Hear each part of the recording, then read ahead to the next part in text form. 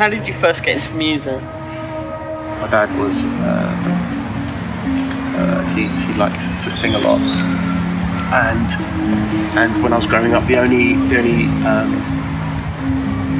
kind of thing that I had resembling toys were my parents' dance set and records, their collective record collections, plus a load of records that we'd inherited from the guy who passed away, a family friend who left us some records.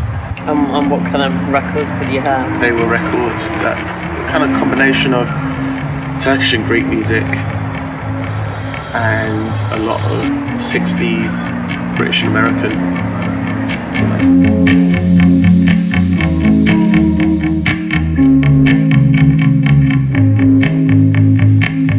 Just after school, just used to record just like mixing records together, you know. And it was at that point where I kind of managed to get a kind of brief understanding of how to mix two records together, you know.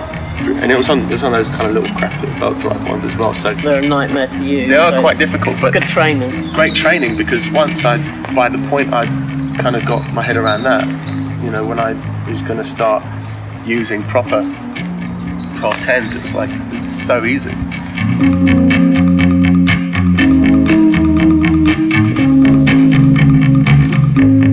When you started DJing, you were like 16, 17. What were your big records? What were the kind of things you were playing?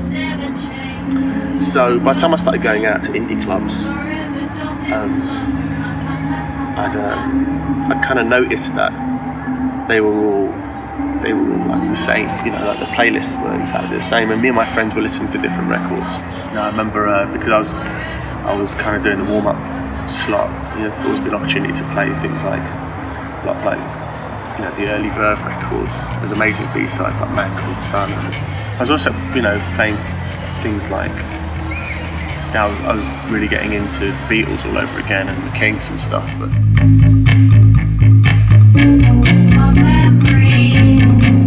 there's a book I've got at home somewhere that I think I wrote down all my set lists first year of DJing.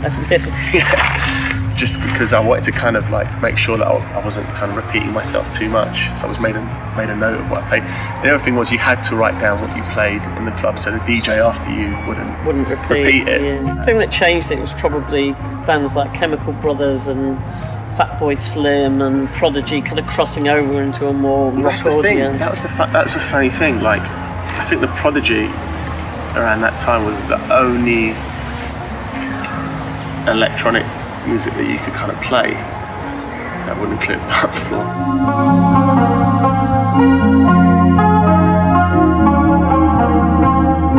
When you started Trash, I mean, you'd obviously been DJing a good bit by then. What was the idea behind Trash? I had a few occasions where people were kind of telling me that I was playing too much electronic music, or I was playing too much obscure music, or I was playing too many B-sides, or I was doing something that wasn't falling into the remit of what it should be.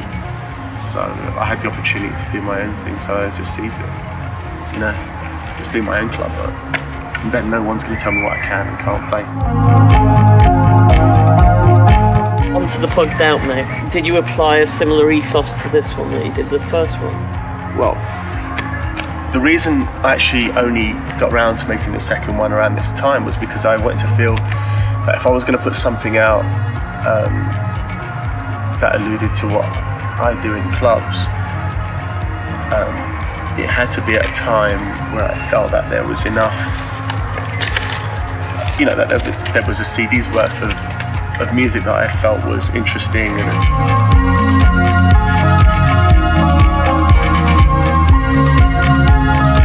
it's a slightly broader brushstroke, really. There are kind of, it's not just new stuff. There's a good mixture of kind of. And there's deliberately a lot of old records on there as well, because I was finding a lot of old records that to me sounded like the future. Yeah, that Amin Peck dub version of "Girl on Me" still it sounds fantastic. You know, that My Hitman Wilson remix, Action Revolution. It's you know, they're old records, but I don't really want to make a mix CD that's based on exclusive records that are going to come out later, because that's going to date as well, you know, in that sense. So I just thought, well, you know what, here's some records from like 20 years ago, here's one from 30 years ago, and they still sound amazing. So then, you know, let's kind of, let's put them up against records, that one that was made last year, one that was made 10 years ago. It doesn't really matter. I don't really care when a record was made. The only variable that kind of sticks with me now is just how good it is. So I just hope I've done some justice in kind of bringing them together in that way. I like putting things together that may not fit, you know, and trying to make them fit. That, you know, that comes from me, I think, being an indie kid at heart, you know. And all the mixing has been done live. Is there a particular reason for that? I didn't want to make the CD while sitting down in a chair. I wanted to be standing behind a mixer, and I made it on the CJ2000s. So strobe lights in the bedroom. Actually, what did happen was right near the end of CD1, during the spandex track, the bass was so heavy that my speaker flew off the mantelpiece and just dented the floor. As a dent in the floor about that deep.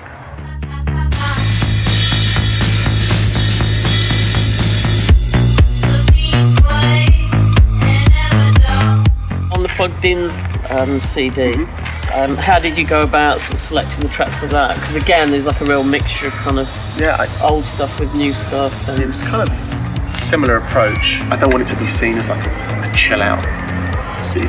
There's a track on there. It's actually by a street musician, Space Lady. She would sell her music on cassette, you know, while she played on the streets. And I think it was in San Francisco, like a really lo-fi, scrappy recording. It has something that I love enough to put alongside a record like Jasmine by J. Paul, you know, which I think is one of the best records I've heard in a long, long time.